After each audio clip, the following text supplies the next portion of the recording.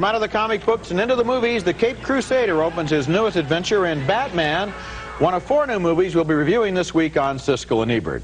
I'm Roger Ebert of the Chicago Sun-Times. And I'm Gene Siskel of the Chicago Tribune. Our first film is the eagerly awaited Batman. Although it's far from perfect, it's the first summer spectacular that I've really enjoyed. I think that has to do with it not being a sequel, and also that there's some true originality in the film's art design, sound, and performances. As been reported, this is a darker Batman, not at all like the campy 60s TV show. Jack Nicholson stars as criminal Jack Napier, here out to rob a chemical factory with the police and Batman, Michael Keaton, in pursuit.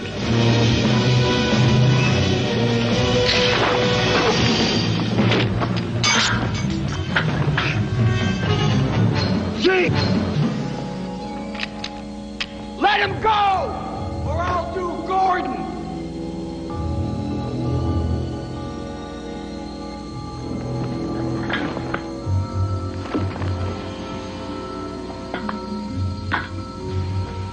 Nice outfit.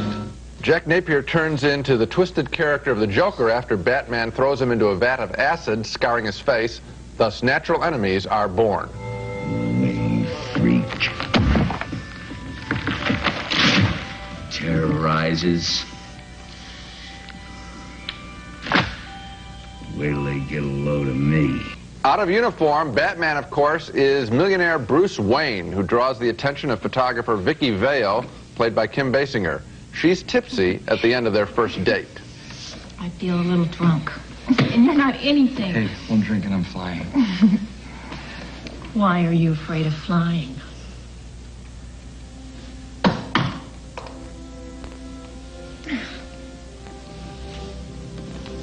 The 3 main players are brought together when the Joker tries to disfigure Vicki Vale with acid as part of his crime wave.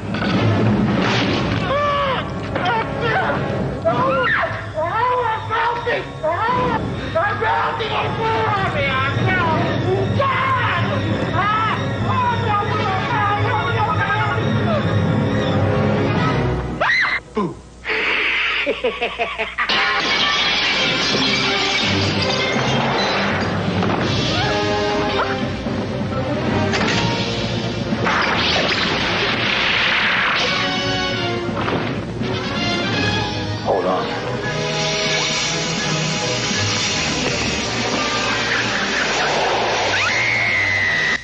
The film plays down Batman's paraphernalia, save for the last act, a confrontation between Batman and Joker in the street and sky above Gotham City.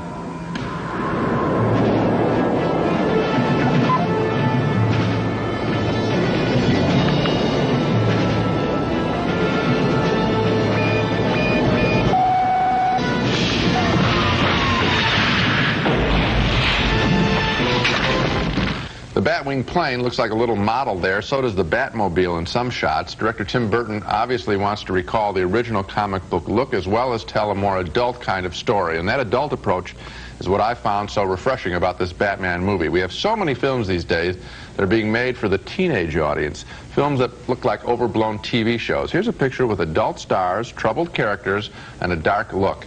It's a shame that that approach has to be considered a risk these days, but I'm certainly glad the approach was taken. I enjoyed this Batman. You said you enjoyed it more than any of the other entertainment pictures this summer. I certainly didn't think it was as much fun as the Indiana Jones film. More for me. And I felt I've been through that one before. As I looked at it, the thing that struck me most of all was the art direction. Gotham City in this movie is one of the original places in the movies. I thought it was very well done. It reminded me of places like Metropolis in the movie by Fritz Lang, or the futuristic Los Angeles in the movie Blade Runner by Ridley Scott. So I thought that the art direction was sensational. I thought the special effects were good. I thought those buildings looked like they went up 1.5 miles into the sky. I thought the dark film noir look of the film was very nice, but I didn't care about anything that happened in the movie. I never really found that these characters became people that I could get involved with. I felt that Nicholson, as the Joker, went on way too long. He was on too often. He was doing the same thing over and over. I found the relationship between Bruce Wayne and Vicki Vale didn't work at all, Kim Basinger and Michael Keaton.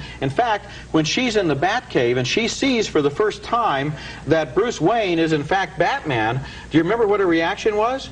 She had no reaction. I think they left knew. the reaction out of the film. They didn't even care that she was surprised. No, she knew, and I think there are indications throughout the picture that these people know who they are in other lives, in other alter egos kind of situations. Well, I don't. It's very true between Batman and Jack Napier at the beginning of the film. When they give each other knowing looks, they're setting up a battle for the future. Well, Gene, the thing, whether she knew who he was or not, is part of the suspension. In these movies, all of these movies, the superhero wears a mask that covers the top half of his face. It's like RoboCop. Right. Well, anyone can see that it's Michael Keaton, but the whole deal in the movie is that you're not supposed to notice that until the person takes off the mask and you say, "Oh my God, it's Bruce Wayne." So she didn't know. That isn't the whole business of the picture. I thought that the Bruce Wayne character was a fascinating guy. Rather than playing this as a strong man, I thought it was interesting to show this guy as sort of conflicted and nervous about it, and that's why he goes into this big pose. Well, that's a modern touch that I wasn't surprised about. I'll tell you this much about the film. It's a very, not only a dark film, which you're right about, a film noir, but also there's a great deal of hostility and anger in this film. There's a great deal of bad feeling in it, and it's not a film for children. You call it an adult film. Another way to put it is, it's not for kids. It's an extremely disturbing film. Don't you find that? Well, wait a minute.